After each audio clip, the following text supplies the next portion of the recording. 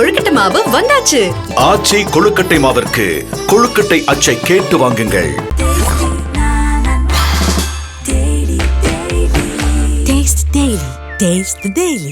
சிம்ம ராசி அன்பர்களே, செப்டம்பர் மாதம் எப்படி இருக்கும்?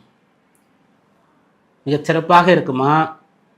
கிரக நிலைகள் எப்படி இருக்கிறது? கிரக இணைவுகள் அதனால் ஏதாவது தீங்கு ஏற்படுமா? இந்த மாதம் சாதகமாக அமையறதுக்கு வழிபாடு என்ன? அஷ்டம சனி நடந்துகிட்ருக்கு, ராசியில் கேது இல்லை ராகு இருக்காங்க. அப்போது பிரச்சனையெல்லாம் தீருமா? பிரச்சனை வருமோன்ற பயம்லாம் விடுபடுமா? இப்படியான விஷயங்களை ஒவ்வொன்றாக பார்க்க போகின்றோம். செப்டம்பர் மாத பலன்கள். முதல்ல ராசியாதிபதி சூரியன், இவர் வந்து ராசியில் இருக்கார். அதன் பிறகு 2ஆம் இடத்திற்கு வரார். அப்போது சூரியன் ராசி மற்றும் 2ஆம் இடத்துல சஞ்சரிக்கிறார். ராசியில் இருக்கும்போது ஆட்சி பலம் பெறுகின்றார். அடுத்ததாக புதன் சூரியனோட சேர்ந்தே சஞ்சரிக்கிறார். புதன் வந்து மாதம் தொடங்கும்போது ராசியில் இருக்கார். செப்டம்பர் 15ஆம் தேதி 2ஆம் இடமான கன்னிக்கு வரார். சூரியன் வந்து செப்டம்பர் 16 வந்து அந்த கன்னிக்கு வரார். ஒரு நாள் வித்தியாசம்தான். ராசியிலையும் 2ஆம் இடத்துலையும் புதன் சூரியன் சேர்ந்தே இருக்கிறார்கள். பெரும்பாலும் அப்படி இருப்பாங்க, சேர்ந்து இருப்பாங்க. முன்ன பின்ன வீடுகளில் தான் சஞ்சரித்துட்டு இருப்பாங்க. அப்போ இந்த சூரியன் புதனுடைய சேர்க்கையானது மாதம் முழுக்கவே இருக்கிறது. நிபுண யோகம் அப்படின்னு நம்ம இதை சொல்லுவோம். சுக்கிரன் மாதம் தொடங்கும்போது 12ல் இருக்கார். அப்படியா, சுக்கிரன் 12ல் இருக்காரா?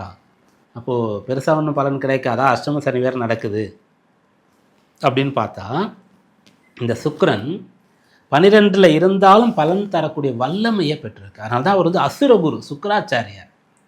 மற்றவங்களாம் போய் மறைஞ்சிட்டா கூட இவர் மறைய மாட்டார். அசுரர்களுக்கு வந்து இரவுல தான் பலன் ஜாஸ்தி.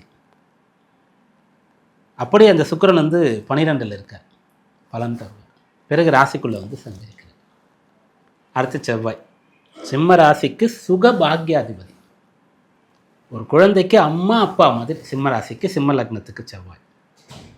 அதனால் சிம்ம ராசியில் சிம்ம லக்னத்தில் நீங்கள் இருந்துட்டால செவ்வாய் தோஷம் பற்றியில் கவலையே பட வேண்டாம். செவ்வாய் தசையெல்லாம் வந்து உங்களுக்கு வந்து அவ்வளோ நல்லது. அப்படிப்பட்ட செவ்வாய் எங்கே, அவருடைய பிளேஸ்மெண்ட் எப்படி இருக்குன்னு பார்க்கணும், சேர்க்கை எப்படி இருக்குன்னு பார்க்கணும். அதுதான் பர்சன்ட் டு பர்சன்ட் சேஞ்ச் ஆகும். அப்படியாக அந்த செவ்வாய் மாதம் தொடங்கும்போது 2ஆம் இடத்துல இருக்கு.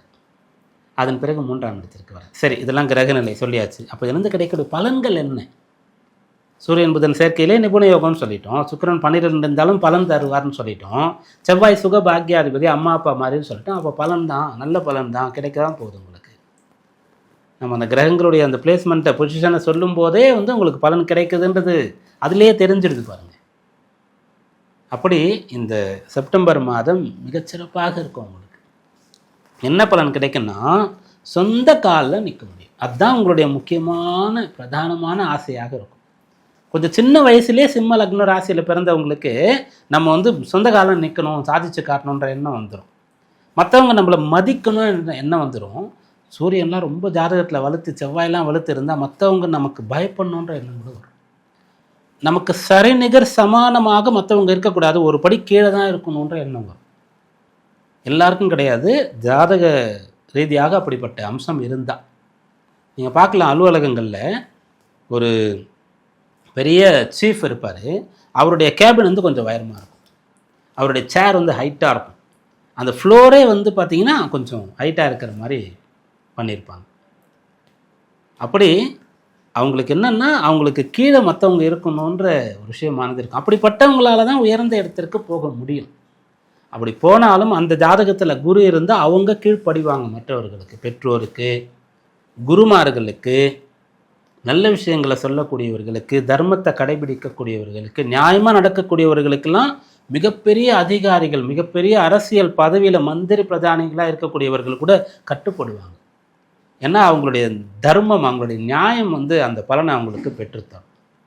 அப்படியாக நீங்கள் மிகப்பெரிய ஒரு பதவியை, மிகப்பெரிய ஒரு நிலையை அடையிறதுக்கான அம்சம் இருக்கிறது. சொந்த காலில் நிற்கணும், சாதிச்சு காட்டணும், நம்பர் 1 நான் வரணும், இதெல்லாம் எப்பயுமே உங்களுக்கு இருக்கும். அப்போ ஒவ்வொரு மாதமும் இது வந்துடும் அப்படின்னு நம்ம சொல்ல முடியாது. சூரியன் நல்லா இருந்தால் சொல்லலாம்.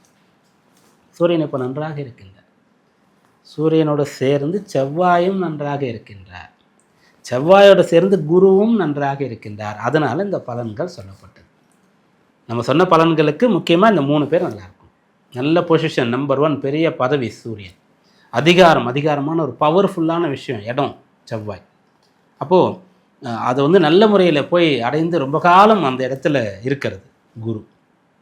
இதில் யார் சரியில்லைனாலும் அவங்க வந்து மிகப்பெரிய பதவியை அடைய முடியாது, அடைந்தாலும் நிலைக்காது.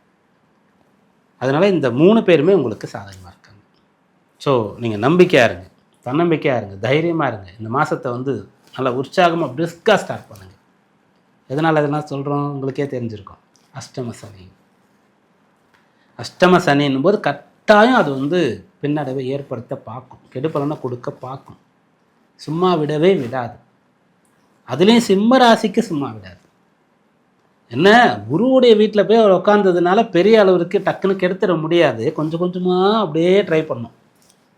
உங்களை எங்கே பிடிக்கலாம், எப்படி மாட்ட வைக்கலாம் அப்படின்னு சொல்லி கொஞ்சம் கொஞ்சமாக அதை வந்து ட்ரை பண்ணும். அப்போ இதெல்லாம் வச்சுட்டு நீங்கள் அதை ஃபேஸ் பண்ணலாம், தைரியமாக இருங்க அப்படின்றத சொல்லியிருக்கோம்.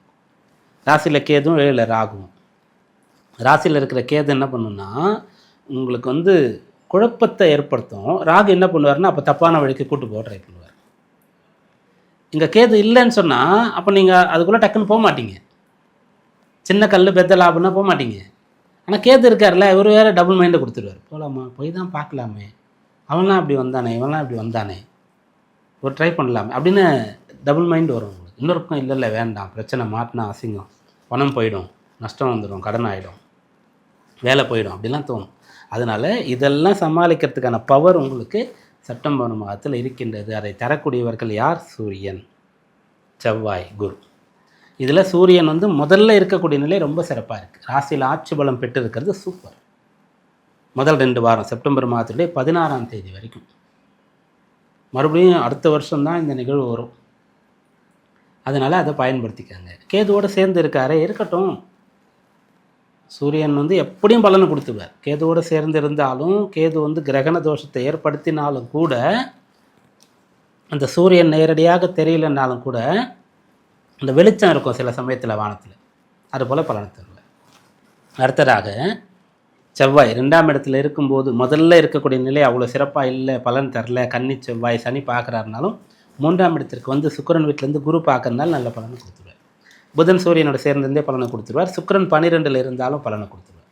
ராசிக்கு வரும்போது ஜீவனாதிபதி ராசியில் இருக்கார் அப்படின்றதுனால வேலையை தக்க வச்சுக்கணும், வேலையில் உயரணும், பர்மனெண்ட் ஆகணும், ப்ரமோஷன் வாங்கணும் அப்படின்ற எண்ணம்லாம் உங்களுக்கு வந்துடும். ஆக மொத்தம் இந்த மாதம் நீங்கள் வந்து யாரையும் டிபெண்ட் பண்ணாமல் இருக்கிறது, உங்கள் கீழே நிறைய பேர் வந்து இருக்கிற அளவுக்கு படிக்கிறது, வேலை பார்க்குறது, செட்டில் ஆகிறது, நல்ல தைரியம் வர்றது, குழப்பம், உடல் உபாதைகள், கவலைகள், கடன் பற்றின கவலை எல்லாம் போயிடும். நல்லா உற்சாகமாக தைரியமாக நீங்கள் இருக்கக்கூடிய மாதம். கவனமாக இருக்க வேண்டியது நம்ம சொன்ன மாதிரி இந்த சூரியன் கேதுவோட சேர்க்கை 7 ராகு இருக்கிறது. சீக்கிரமாக ஒவ்வொரு நாளையும் ஸ்டார்ட் பண்ணுறீங்க. இதுதான் உங்களுக்கான வழிபாடு. ஒவ்வொரு நாளையும் சீக்கிரமாக தொடங்குங்க. காலைல எழுந்தவுடனே கோயிலுக்கு போகிறீங்களா, வீட்டில் பூஜை பண்ணுறீங்களா, மெடிடேஷன் பண்ணுறீங்களா, தியானம் பண்ணுறீங்களா, எக்ஸசைஸ் பண்ணுறீங்களா, அதெல்லாம் உங்கள் விருப்பம். ஏதாவது ஒன்று கட்டாயம் பண்ணுங்கள். செப்டம்பர் மாதம் சிறப்பாக இருக்கும்.